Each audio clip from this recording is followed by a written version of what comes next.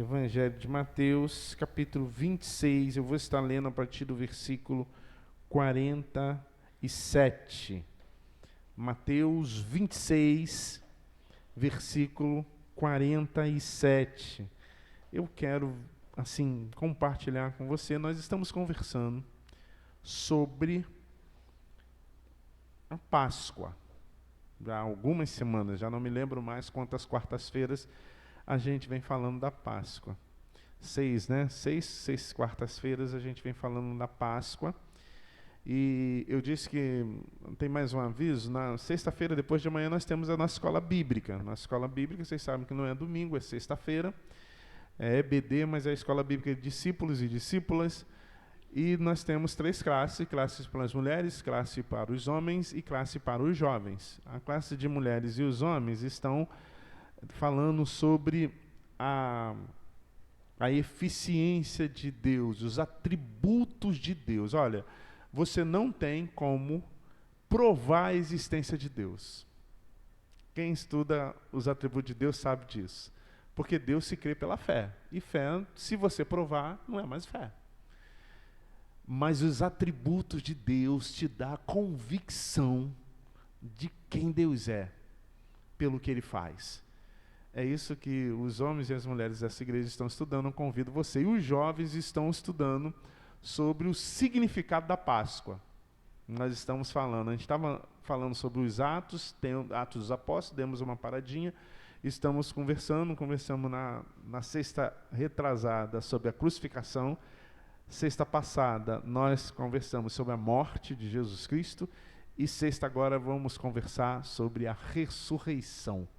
Então, para os jovens, sexta-feira, ressurreição de Cristo. Para os adultos, mulheres e homens, atributos de Deus. Isso faz você crescer na graça e no conhecimento de nosso Senhor e ter uma vida muito melhor. Tá bom? E essas 6 semanas, 6 quartas-feiras, nós estamos falando da Páscoa, ou da transição, do que representa, do significado. Eu prego nas quartas-feiras e alimento as pregações de quartas-feiras. Certamente você já deve ter percebido isso no domingo, quando eu estou aqui pregando. Domingo passado próximo, eu conversei com vocês sobre o jardim do Getsêmani, ou sobre a agonia que o nosso Senhor Jesus viveu no jardim do Getsêmani. Um momento de terrível angústia, um momento de sofridão inigualável. E a gente viu algumas coisas. Uma delas, por exemplo, é que o sofrimento faz parte da vida, mas que o Senhor Jesus está atento para o seu sofrimento, porque Ele conhece os detalhes do que é sofrer. Aliás, Ele é o único que de fato sabe o que é sofrer. Ele não está alheio, Ele não está desatento, Ele não está indiferente com o teu sofrimento, com a sua dor, porque Ele sabe o que é sentir dor. Mas a gente viu também que pode ser que algumas das dores que fazem parte da vida advenha do motivo pelo qual o Senhor Jesus começou a morrer no jardim do Getsêmani. E Ele começa a morrer, o texto, alguns dos evangelistas afirmam que ele se angustia profundamente, sua sangue, de tanto sofrimento. E por que é que Jesus está sofrendo? Por causa da única coisa que de verdade pode te matar: o pecado. Mas não os pecados deles, não o pecado que ele pode ter cometido, mas o nosso pecado. E a gente viu Deus falar o seguinte: olha, a gente tem que confessar o pecado, porque o pecado, ele pode trazer muita dor para a vida, ele pode até levar à morte. Eu lembro que a gente compartilhou o seguinte, que às vezes a gente pensa que pecado cai no mar do esquecimento, ou se apaga da vida pelo fato de nós não mais cometê-lo. Não. A Bíblia diz que sem derramamento de sangue não há remissão de pecados. Mas a gente não precisa mais fazer como no Antigo Testamento, matar cordeiro, matar cabrito, derramar sangue. Aliás, nós não precisamos nem sofrer por causa do pecado, porque o Senhor Jesus já sofreu por nós. O Senhor Jesus já derramou sangue pelos nossos pecados. O que a gente precisa é confessá-los diante de Deus.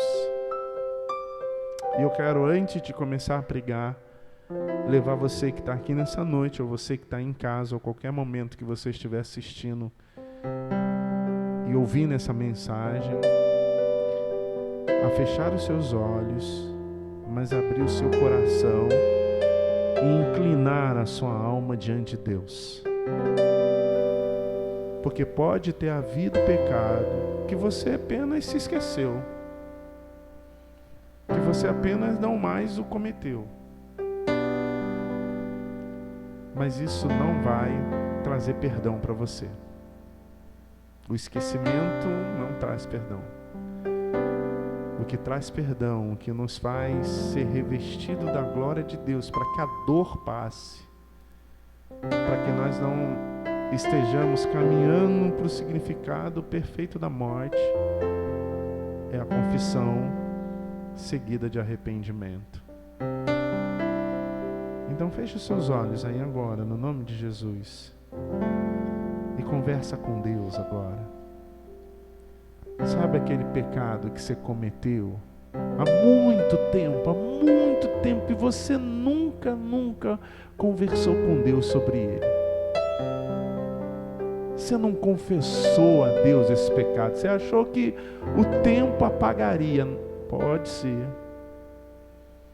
que algumas dores que você está sentindo hoje, algumas barreiras que estão sobre a sua vida, algum dos problemas que se acumulam na sua caminhada, tenham origem naquele pecado. Assim como a dor que Jesus começou a sentir no Getsêmani tinha origem no pecado, não no dele, mas no pecado da humanidade, dos eleitos de Deus. Então começa a conversar com Deus. Ele vai te lembrar de algumas coisas agora aí. Você precisava ter dito: Deus, me perdoe, porque eu nunca conversei contigo sobre isso. Eu pensava que não precisava, mas hoje o teu Espírito está me trazendo à memória aquilo que desesperança a minha vida, aquilo que está fazendo doer, e eu já até me acostumei com essa dor, mas o Espírito Santo trouxe você aqui nessa noite para dizer que não se acostuma com essa dor, não se acostuma com essa barreira, com essa dificuldade, não se acostuma com essa tribulação, não, ela não faz parte da sua vida. É porque você ainda não se reportou a Deus diante daquilo que você fez, falou, deixou de fazer, pensou e que não foi do agrado dele. E isso tem te impedido de avançar, de caminhar, de contemplar a glória de Deus. Vai conversando com Deus aí agora, vai conversando com Ele sobre aquela mágoa que está no seu coração há muitos anos, sobre aquele rancor que está colocando gosto de fel na sua boca. Vai conversando com Deus aí, em nome de Jesus.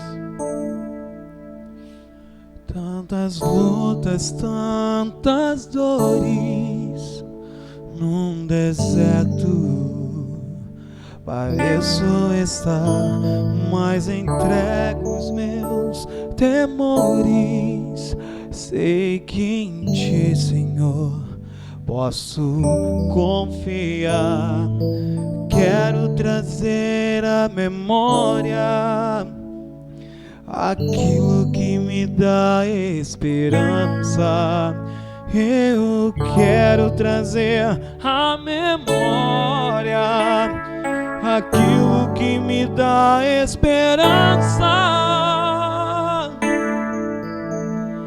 Como é bom poder pertencer ao Deus de amor. Como é bom poder confiar em tua fidelidade. Eu descanso em ti, eu confio em ti, eu te adoro, Deus de amor. Versículo 47 do capítulo 26 de Mateus. Falava ele ainda, e eis que chegou Judas, um dos 12, e com ele grande turba, com espadas e porretes, vinda da parte dos principais sacerdotes e dos anciões do povo. Ora, o traidor lhes tinha dado este sinal: aquele a quem eu beijar, esse prendei-o. E logo, aproximando-se de Jesus, lhe disse: salve, mestre! E o beijou. Jesus, porém, lhe disse: amigo, para que vieste? Nisto, aproximando-se, eles deitaram as mãos em Jesus e o prenderam. E eis que um dos que estavam com Jesus, estendendo a mão, sacou da espada e, golpeando o servo do sumo sacerdote, cortou-lhe a orelha. Então Jesus lhe disse: embainha a tua espada, pois todos os que lançam mão da espada, a espada perecerão.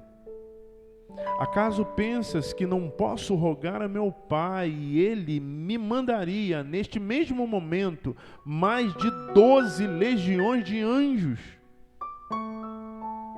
Como, pois, se cumpririam as Escrituras, segundo as quais assim deve suceder? Naquele momento, disse Jesus às multidões: saíste com espadas e porretes para prender-me, como a um salteador? Todos os dias eu estava sentado no templo com vocês, ensinando, e não me prendestes. Tudo isto, porém, aconteceu para que se cumprisse as Escrituras dos profetas. Então, todos os discípulos, deixando, fugiram. Meu Deus amado, louvado, bendito é o teu nome, que nos ganhaste com tamanha misericórdia, ao ponto de perdoar os nossos pecados, abrir os nossos olhos, para que nós contemplemos a tua face, meu Deus. E com isso os nossos ouvidos também são abertos, para que nós ouçamos a tua voz. E o teu perdão liberta o nosso coração, de forma que nós possamos sentir a tua presença. Nós te louvamos e te agradecemos, porque quando confessamos, abrimos a nossa boca e o nosso coração a confessar as nossas transgressões, tu dos altos céus nos dá um coração arrependido e derrama o perdão bendito sobre nós. Louvado é o teu nome, Deus. Louvado é o teu nome, pois nós possamos agora ouvir, Senhor Deus, nitidamente o que tu queres a nos falar, para que nós caminhemos por caminhos santos, para que nós caminhemos segundo o propósito do teu querer e tenhamos vidas muito melhores. Ainda nessa terra nós possamos já gozar das maravilhas do céu. contemplar essa glória maravilhosa, esse bendito amor, essa presença que nos faz viver, que nos dá vida abundante. Eu te agradeço, te louvo e te rogo que tu possas conduzir-nos na tua direção todos os dias. Pelo santo, bendito e poderoso nome de nosso Senhor Jesus. Amém. Amém. Depois do Getsêmani, o que aconteceu? Depois daqueles momentos angustiantes que o Senhor Jesus viveu, daquela agonia profunda, daquele suor de sangue, daquela tristeza incalculável, depois daquela solidão absurda, mesmo estando junto com seus 3 melhores amigos, o Pedro, Tiago e João, a coisa não melhorou. Ele foi preso. Ele foi levado ao cárcere. Ele foi para ser julgado, uma prisão preventiva para que ele pudesse ser julgado, e o resultado desse julgamento a gente sabe.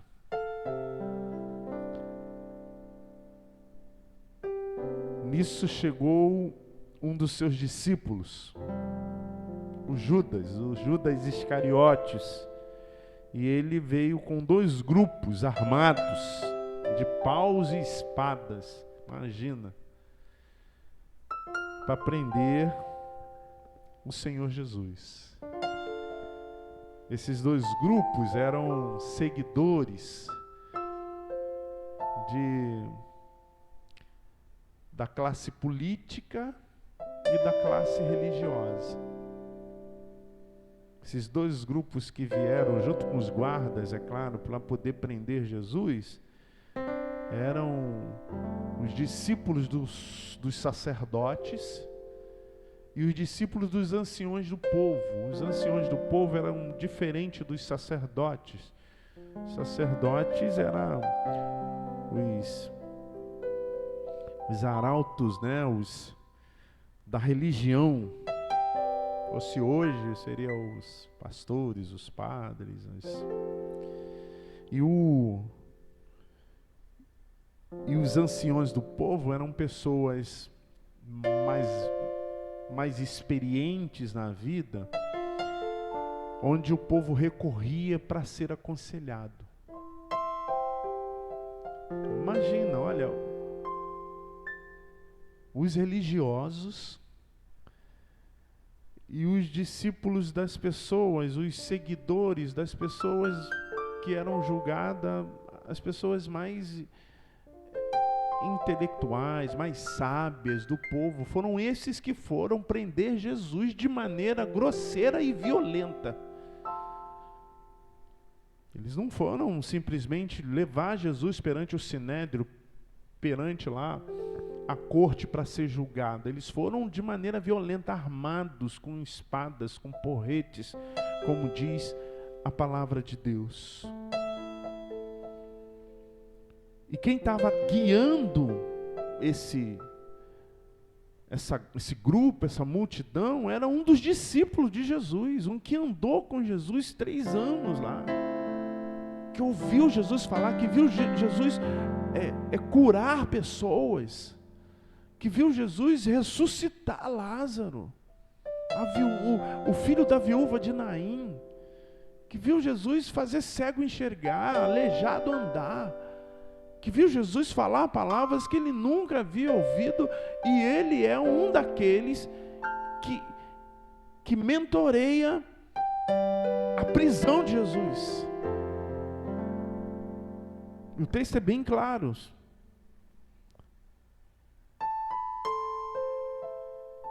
Falava ele ainda, e eis que chegou Judas, um dos 12, com grande multidão, com espadas e porretes, vindo da parte dos principais sacerdotes e dos anciões do povo. Ora, o traidor lhes tinha dado um sinal: aquele a quem eu beijar, esse prendei-o. Eles não sabiam muito bem a fisionomia de Jesus. Ele disse assim: olha, eu vou chegar lá e vou beijá-lo. O O beijo era algo santo, era algo reverencial. Eu sou da época que você chegava em casa, e muitos aqui também são, você dizia, bença papai, bença mamãe, e beijava as mãos deles. Né? Tem gente que está comigo, eu sei. Então, olha lá, ó. Essa era uma reverência, era respeito. Então o Judas vai lá dar um beijo em Jesus. Mas a ideia do Judas não era reverência, não era respeito. A ideia dele era escárnio. E aí prenderam Jesus e levaram para o julgamento. E quando estão levando Jesus, aí chega o outro discípulo, que não era um traidor como o Judas, mas era um intrepidão assim, aquele cara que vai na frente, sabe? Que é o sabichão do grupo. Mas ele também era muito sanguíneo, muito colérico.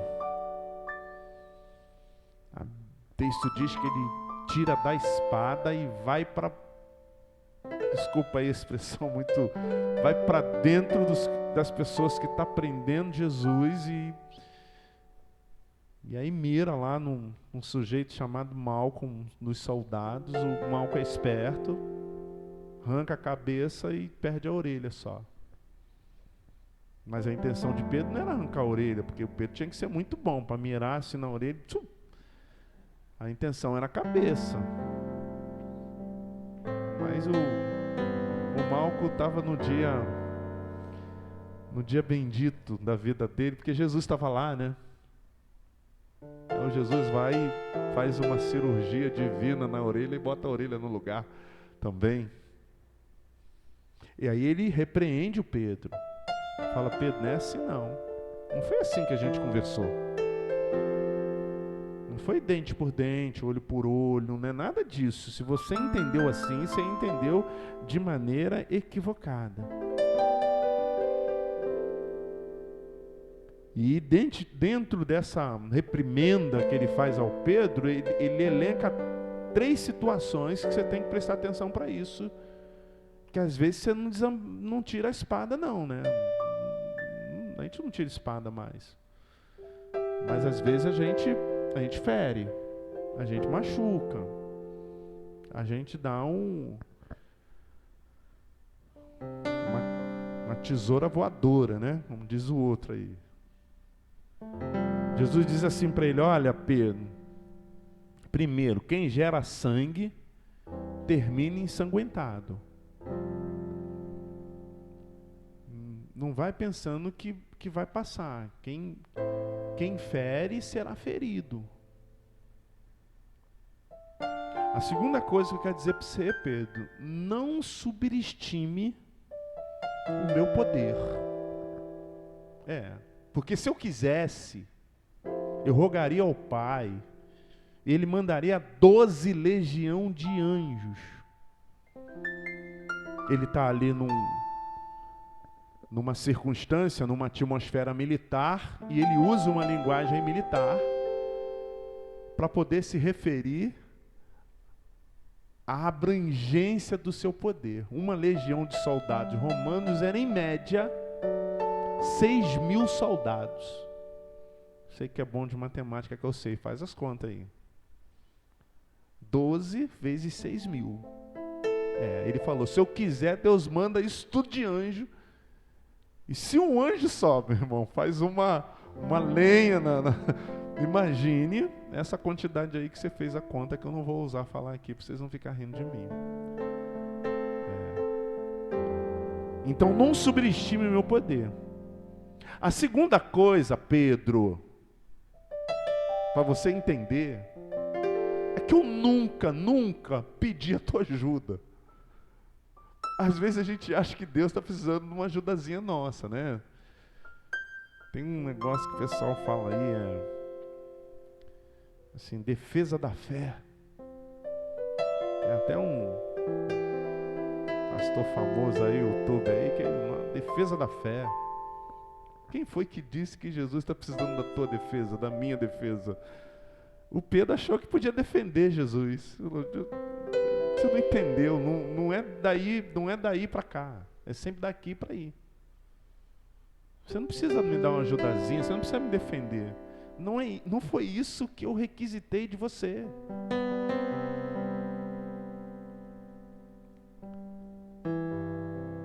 E finalmente o texto diz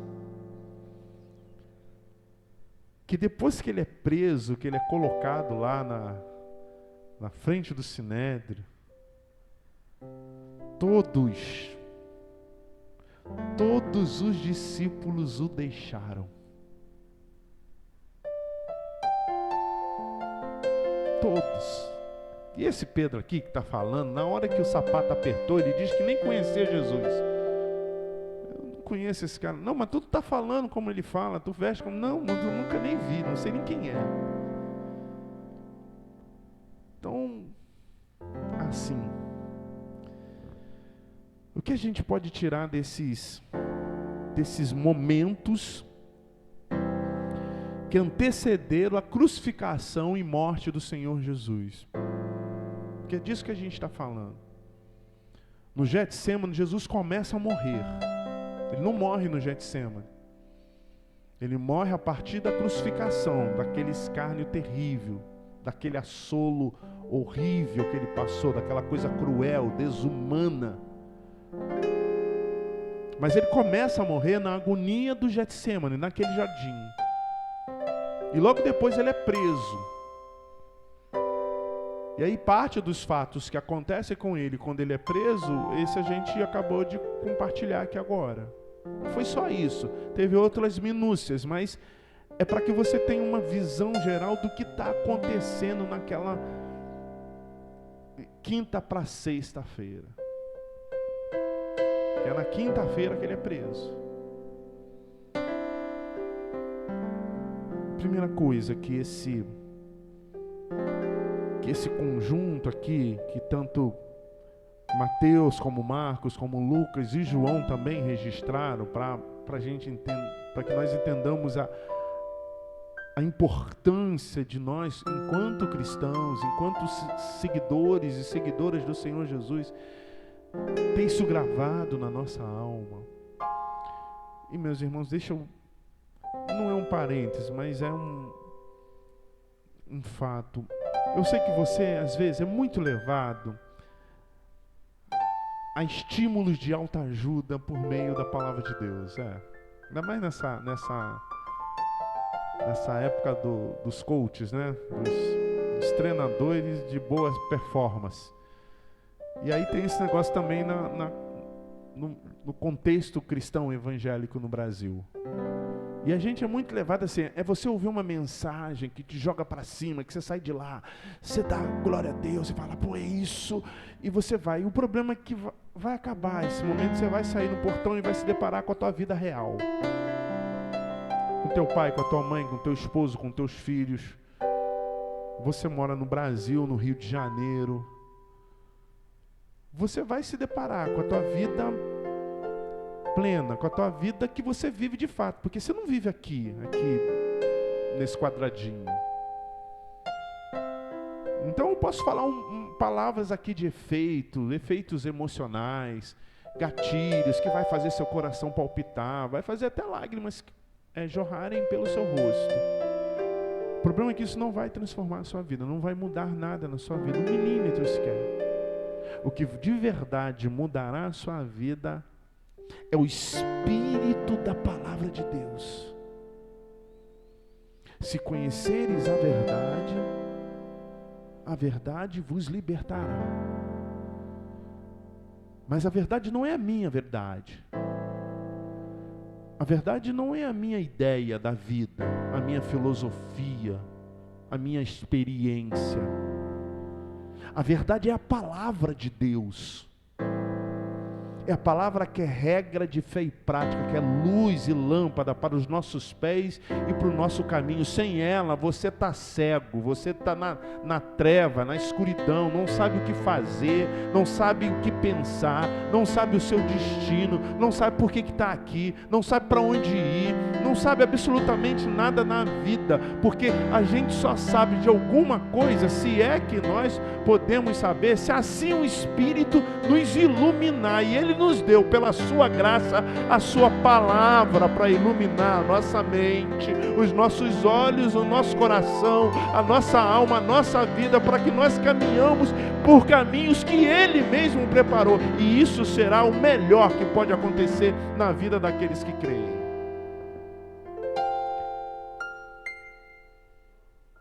A primeira coisa que esse texto diz para nós é que, inevitavelmente, meus irmãos e minhas irmãs, nós vamos passar por decepções na vida. Se você acha que a vida vai ser, não entendeu. É assim, inevitavelmente a gente vai passar por decepções na vida. E a primeira coisa que eu quero dizer para você é que quem decepciona a gente não é o seu dog lá, o seu pet, o seu gatinho, o seu cachorrinho, não. Quem decepciona é gente. E normalmente, essa gente é a gente que está mais próximo da gente.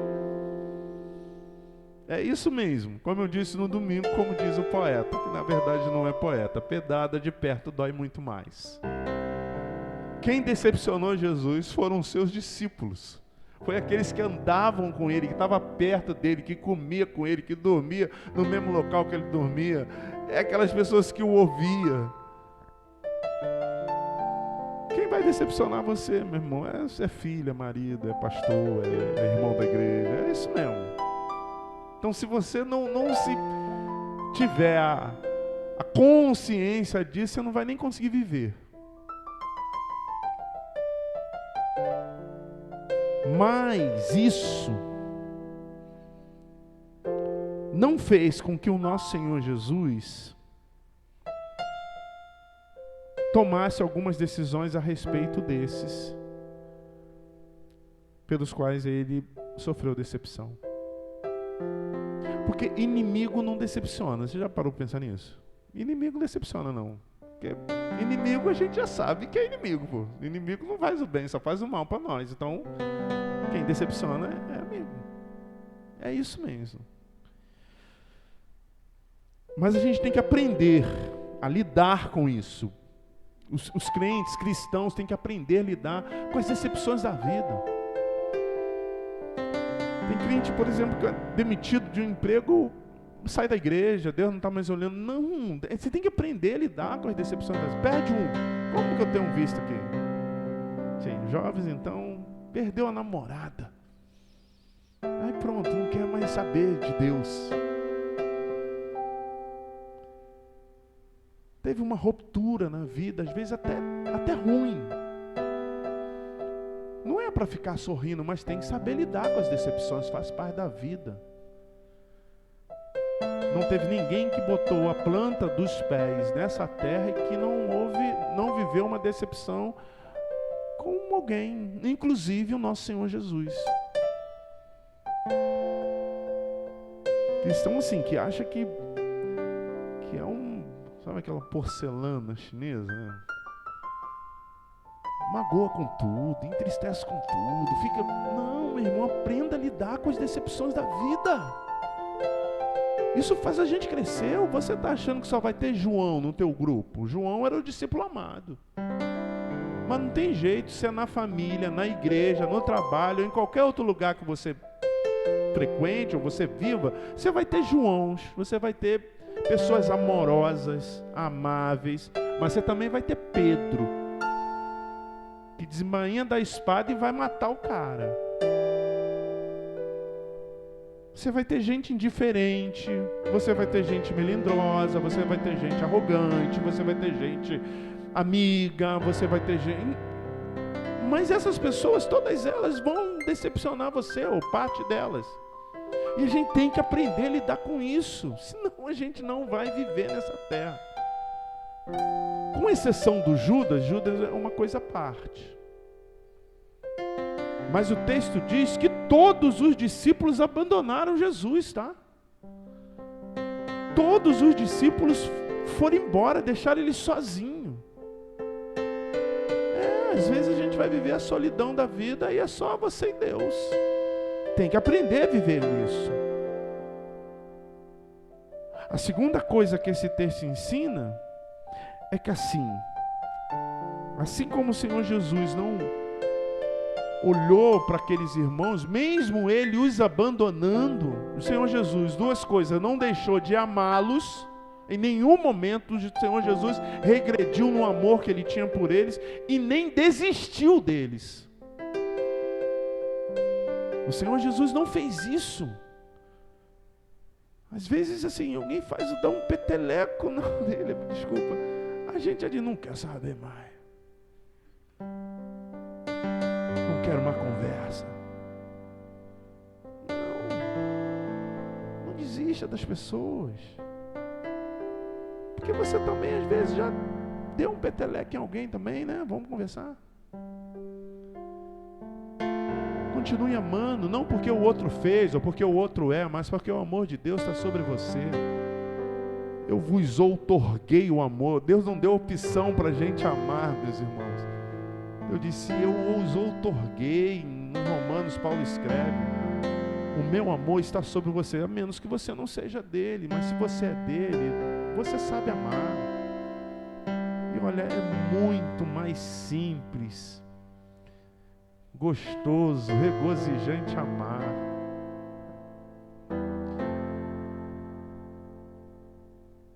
Mas ele disse a esses também, olha, na verdade, objetivamente com Pedro ele disse isso. Mas é para os seus discípulos, estavam todos ali à volta. Não lute batalhas espirituais com armas carnais. Pedro, ele achava... Qual era o problema dos judeus? Porque os discípulos de Jesus, a religião de origem era judaica. E o judeu esperava o Messias. Estava registrado nas profecias, Isaías, Daniel. Estava lá, eles estão esperando o Messias, mas qual Messias eles estão esperando? O libertador, o desopressor, aquele que ia libertar o povo da opressão de quem? Do império. O povo passa pela opressão do império egípcio. Aí depois de mais de 400 anos, Deus liberta o povo. Mas tempos depois, eles caem na opressão babilônica. Muda o império, vai para o império persa, e o povo continua oprimido. Aí vem o império greco-romano, e continua oprimindo o povo. E eles estão esperando o Messias prometido, que vai libertar o povo da opressão desses impérios. Aí vem Jesus. Ele é o Messias. O problema é que o Messias esperado não tem uma coroa cravejante na cabeça, não está em cima de um cavalo alado, nem está com espadas e escudos, nem com uma couraça de ferro sobre os ombros, sobre o peitoral. Ele anda em cima do jumentinho. Aí eles falam, não, esse aí não é o Messias. Não, o Messias não pode ser um sujeito. A Bíblia, o texto lá, o Isaías diz que Jesus não tinha boa aparência. Não pode ser esse. Aí quando eles vão prender Jesus, a única esperança messiânica, o Pedro arranca da espada e vai matar quem vai prender. Ele vai com as armas que ele tem, com as armas da carne, mas Jesus disse assim, você não entendeu? Aqui está se cumprindo a profecia, as escrituras. O que está acontecendo aqui, Pedro, é algo espiritual. Você não entende isso, você está usando a arma errada, Pedro, não é espada. Se eu fosse parafrasear, eu diria: não é espada, Pedro, é joelho. Não é força, Pedro. É espírito, não é carne, Pedro, é espírito. Não é força dos homens, é força de Deus. Em muitos momentos na tua vida, meu irmão, você quer resolver um problema espiritual com as armas do ser humano. É isso que Deus está falando aqui, é um contexto espiritual. Aqui agora, nós estamos num contexto espiritual, meus irmãos. Não adianta você querer vencer a batalha pela qual está te causando dor com as nossas estratégiazinhas humanas, com as palavrazinhas de efeito. Se eu quiser impressionar você aqui pelo grave da minha voz, pela conjunção das frases, pela conformidade da palavra, você vai até achar legal. Se eu quiser convencer aqui com as minhas piadas sem graças, que parte de vocês não riem delas, vocês vão até talvez rir de algumas delas. Mas isso não vai mudar a vida de vocês. Porque isso aqui é algo espiritual. Se do alto não vier, não acontece absolutamente nada nas nossas vidas. Vai apenas soar legal no nosso ouvido. Vai apenas ter um efeito momentâneo, que vai durar assim, sei lá, uns 5, 10, 15 minutos, talvez um dia no máximo. Porque possivelmente amanhã de manhã, nem do texto que eu li aqui você vai lembrar. Agora, se você clamar, como eu disse, se você deixar a espada embainhada, mas se prostrar diante de Deus, se você fizer isso todo dia na tua vida, não esperar a quarta-feira ou o dia da reunião coletiva, do culto pública, se você todos os dias se derramar na presença de Deus, esquecer um pouquinho da nossa vida carnal, de ter que ganhar dinheiro, de resolver os problemas, de pagar as contas, e se prostrar diante do Senhor e clamar que do alto venha poder sobre a sua vida. Meu irmão, 12 legiões de anjos podem vir ao teu socorro. Enquanto a gente quer resolver nossos problemas com as nossas habilidades humanas, o máximo que acontece é a gente arrancar uma orelha. E isso não vai causar nenhuma significância na nossa vida que não seja um prejuízo, porque, como o Senhor disse, quem com ferro fere, com ferro será ferido. E finalmente, meu irmão, Ele está dizendo para todo mundo, né? Mas especialmente para Pedro. Aliás, especialmente para os seus discípulos lá naquela época. Não há outro jeito de estar na presença de Deus se não for por amor. A Bíblia sempre comparou a relação tua com Deus como um casamento. Sempre não. Algumas vezes. Por exemplo, o livro do Cântico, né, de Cantares, fala disso de maneira bem expressiva, sobre a Sulamita e o amado e o noivo. É uma expressão do amor de Cristo pela igreja, da igreja por Cristo. Tem aquelas parábolas das 10 virgens. Ou seja, a Bíblia sempre fez uma comparação, e a comparação é muito própria. Eu tenho o privilégio de lidar com algumas pessoas que estão com problemas conjugais. E eu sempre digo uma coisa para as pessoas, porque é nisso que eu acredito, porque é isso que a Bíblia me faz acreditar. Só uma forma de você permanecer casado, porque o casamento é uma coisa muito de Deus. Porque esse negócio de unir um homem e uma mulher tem que ser de Deus, não pode ser de outro, que é estranho demais. É estranho demais essas duas pessoas, esses dois seres, esses dois gêneros. Mas quando Deus une, não tem homem que separe. Agora, quando Deus não une, qualquer deslize, cada um vai para o seu lado. Porque a única coisa que sustenta uma relação conjugal é o que Deus une. E o que Deus une? Ou seja, por qual meio Deus une? Pelo amor. Com amor, é insuportável viver longe de quem você ama. Olha seu filho, por mais que ele casou, que ele está vivendo longe, você tem que ver, você tem que falar com ele. A internet deu essa bênção de a gente poder falar, porque é insuportável viver longe de quem a gente ama. A gente quer estar perto, a gente quer...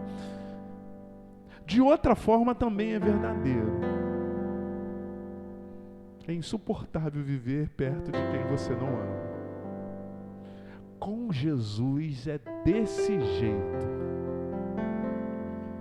Se você não amá-lo, você não suporta viver perto dele ao longo da sua história. Você pode até frequentar a igreja, você pode até gostar da religião, o judeu gostava, mas você não consegue ficar perto de Jesus. Esses discípulos estavam aprendendo o que é amor. É por isso que eles vão embora. Muitos deles retornam para Jesus, mesmo depois da morte, ressurreição e ascensão.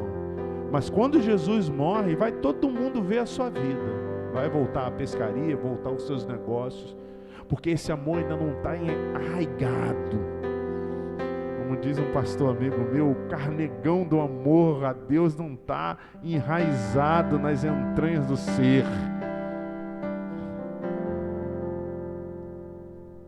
Agora, quando a gente ama Jesus,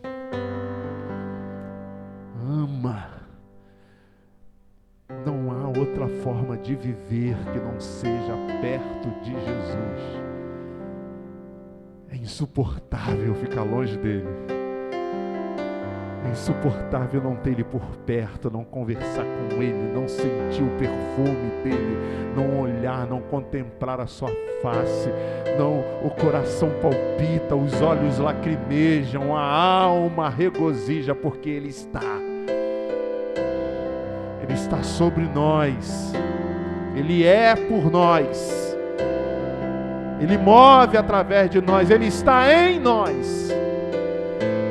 E é isso que nos faz acordar pela manhã e viver em novidade de vida.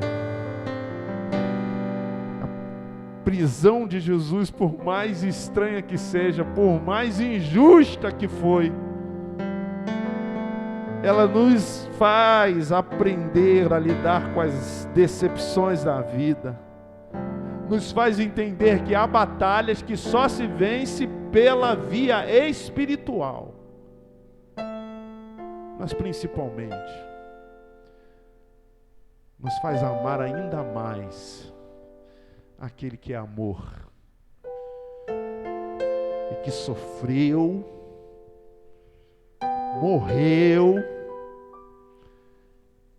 mas ressuscitou, aleluia, por nós. Amém?